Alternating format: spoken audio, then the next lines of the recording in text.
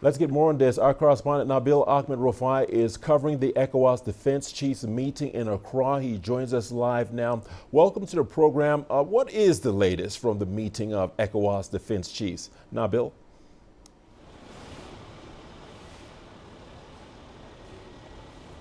Well, Richard, the ECOWAS military chiefs just arrived here at the Bema camp, that's the Ghana Armed Forces premises, and they've taken their seats at the auditorium where the discussion is expected to take place any moment from now.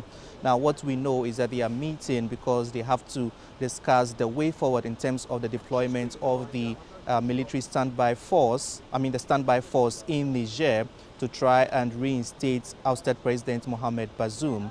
When the ECOWAS leaders met in Abuja last week, they actually activated a standby force and also said they would make a deployment. But the timeline as to when this would happen was not given.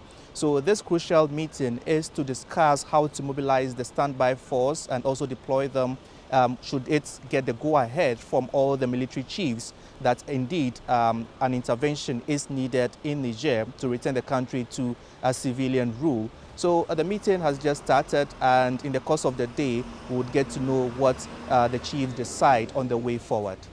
All right, Nabil, let's talk about that a little more. The region is divided over that possible military intervention by ECOWAS in Niger. We know that ECOWAS decided last week to assemble a standby force, as you have mentioned. How is this playing out among the ECOWAS members at this particular time?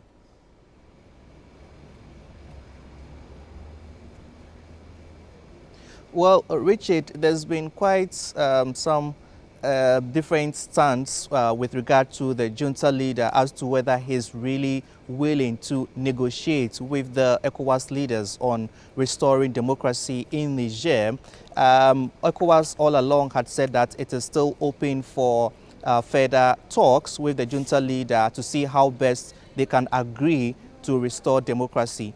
But just this week, we saw that the junta leader has charged the ousted President Mohamed Bazoum with high treason. So this is something that has really taken the ECOWAS leaders aback, given that they thought the junta leader was ready to really negotiate with them.